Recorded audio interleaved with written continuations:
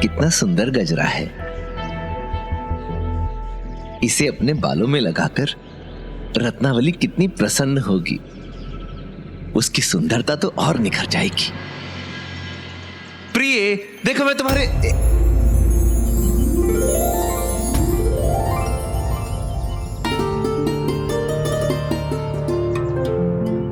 देखिए स्वामी, भैया भाभी ने अचानक आकर मुझे कितना प्रसन्न कर दिया।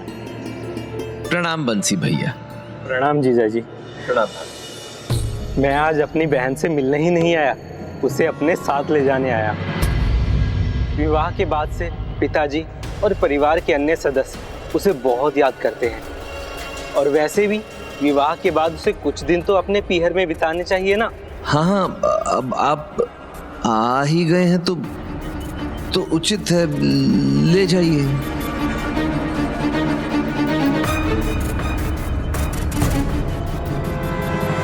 क्या हुआ? आप कुछ सोच रहे हैं क्या? सोच? नहीं भाभी, सोच तो कुछ। हाँ, ये सोच रहा था कि देखिए ना, आकाश में कैसे घने मेघ छा रहे हैं। प्रतीत होता है इस बार अत्यंत भारी वर्षा होगी, और हमारी ये कुटिया अभी वर्षा के लिए तैयार नहीं है। तो मैंने सोचा था कि अगर रत्नावली कुछ दिन के लिए और रुक जाती तो छत ठीक करने में मेरी सहायता कर देती। परंतु कोई बात नहीं, अब आप दोनों उसे लिवाने के लिए आए हैं तो ले जाइए, छत मैं ठीक कर लूंगा। नहीं नहीं स्वामी, आप अकेले क्यों करेंगे? मैं कुछ दिन और यहाँ रुक जाती हूँ।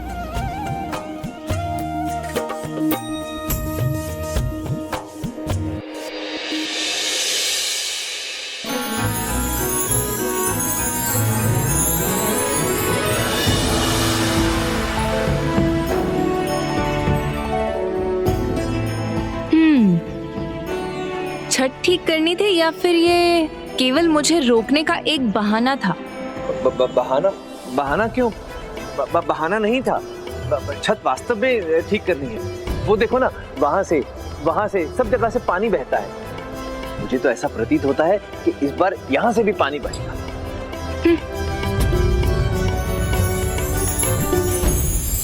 प्रिय, देखो तुम्हारे लिए क्या लाया हूँ। बहुत सुंदर है। कहीं इसे लाने के उतावलेपन में तो आप जल्दी नहीं लौट आए? मैं क्या जल्दी वापस लौट आया? हाँ, पिछले कुछ दिनों से यही तो हो रहा है। आप शीघ्र ही घर लौट आते हैं। आप राम कथा पे ध्यान तो दे रहे हैं ना? उसमें कोई त्रुटि नहीं होनी चाहिए। ये तुम क्या कह रही हो रत्नावली? राम कथा में त्रुटि, और वो भी मुझसे? ऐसा तो हो ही नहीं सकता। जब भी मैं प्रभु श्री राम का नाम लेता हूँ तो बस राम नाम की महिमा में ही विलीन हो जाता। तुम्हें विश्वास नहीं आता तो कल स्वयं आकर देख लो। इच्छा तो मेरी भी बहुत है आपके मुख से राम कथा सुनने की। पिताजी तो आपकी राम कथा पाठ की प्रशंसा करते ही नहीं थकते थे। तो कल तुम स्वयं आकर देखो ना, आओगी ना? अवश्य। अब ये लगा लो।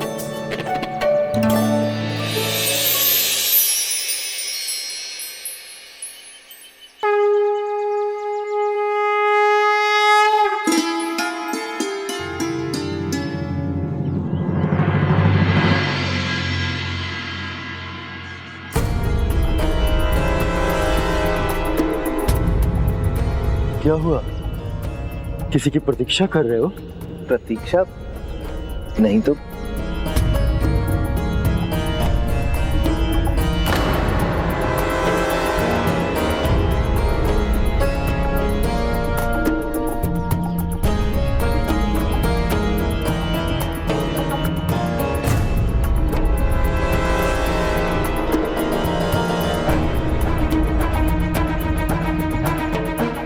आज प्रभु कथा में वो रस नहीं, भक्त तुलसीदास का ध्यान जो भटका हुआ है।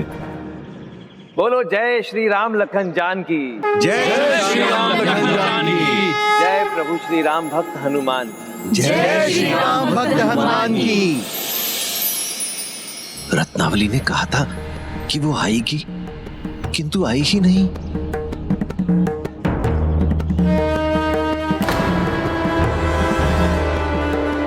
हमने सुना है कि जितनी सुंदरता से आप श्री राम कथा का पाठ करते हैं, उतना ही अपने ज्ञान से दूसरों की जिज्ञासा को भी शांत करते हैं। हमें कुछ और समय देने की कृपा कीजिए, जिससे हम आपसे अपनी शंकाओं का समाधान करा सकें। हाँ तुलसीदास जी, आपके प्रवचन सुनकर हम अति आनंदित होंगे। और वैसे भी बहुत दिनों से कर्म और धर्म की कुछ चर्चा ही नहीं हुई है। वो आना भूली ही है ना? कुछ हुआ तो नहीं है उसे? तुलसीदास जी, कहीं हमें प्रवचन देने की कृपा करेंगे ना? बहुत दूर से आपसे ज्ञानवर्धक बातें सुनने के लिए आए हैं। कृपया हमारा मार्गदर्शन कीजिए तुलसीदास जी। आप सभी समझिए, इतनी वर्षों बाद इन्हें परिवार का सुख मिला है, तो चिंता तो स्वाभाविक है ना। थोड़ा समय दीजिए, इसके बाद प्रवचन का समय भी निश्चित होगा।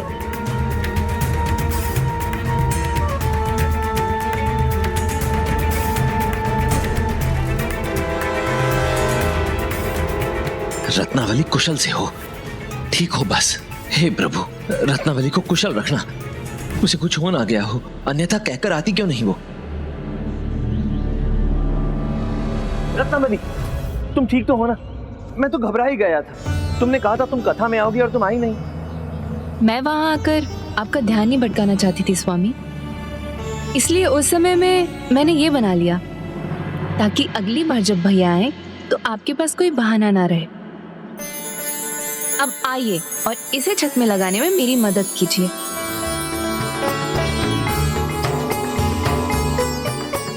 मैं तो एक भी पल इससे दूर नहीं होना चाहता, सदा इसके साथ रहकर इसे देखते रहना चाहता हूं। और यह है कि इसने तो मेरा बहाना भी छीन लिया, जैसे ये अपने मायके जाने के लिए बहुत उतावली हो। इस प्रकार जब भी देवी रत्नावली के भाई उन्हें लेने आते तो तुलसीदास जी कोई ना कोई बहाना ढूंढ ही लेते। ऐसे कई वर्ष बीत गए और तुलसीदास जी का पत्नी प्रेम मोह जाल बनता गया, जिसमें तुलसीदास जी और गहरे उलझते गए एवं शीघ्र देवी रत्नावली ही नहीं, पूरे नगर को ये पता चल गया। भाभी, सभी स्त्रियां मुझे चिढ़ाती हैं। कोई कहती है कि मैंने उन्हें मोहित कर लिया है, और किसी ने तो ये तक भी कह दिया कि मैंने उनके राम से उनका ध्यान हटा दिया। आज भी आप देखिएगा, कोई ना कोई बहाना बना के मुझे आपके साथ नहीं जाने देंगे। प्रणाम। क्या हुआ? मेरे आते ही आप सब शांत क्यों हो गए? जीजा जी, आपने वचन दिया था कि जब मैं अगली बार आऊंगा तो आप मेरी बहन को मायके जाने से नहीं रोकेंगे। हाँ हाँ हाँ, वचन तो दिया था।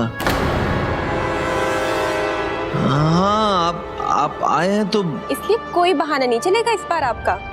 बहाना? कैसी बात करती हैं आप भाभी? भाभी, मैं तो कभी बहाना बनाता ही नहीं। संयोगवश हर बार ऐसा कुछ हो जाता है कि रत्नावली को रुकना पड़ जाता है, परंतु इस बार नहीं।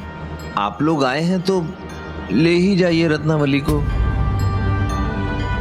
मैं नहीं रोकूंगा। मैं तो स्वयं इसका सामान बांधने में सहायता करूंगा।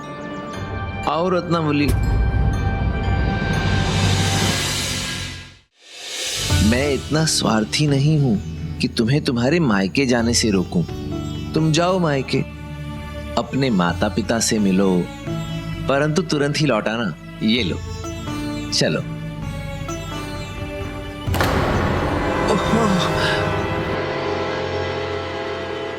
हाँ, क्या हो जीजा जी, सब ठीक तो है ना? कुछ विशेष नहीं है, जाओ। लगता है पेट में दर्द है। नहीं बंसी भैया, मुझे कुछ नहीं। ये कोई नया बहाना तो नहीं है ना स्वामी? रत्नावली, मैं कभी भी बहाना नहीं बनाता। मैं तुम्हें कैसे समझाऊं? नहीं, कोई कष्ट तो है। सत्य कहिए स्वामी, कहीं आपके पेट में दर्द हो रहा है क्या? मैं क्या कहूँ, कुछ समझ में नहीं आ रहा। ऐसा कुछ विशेष।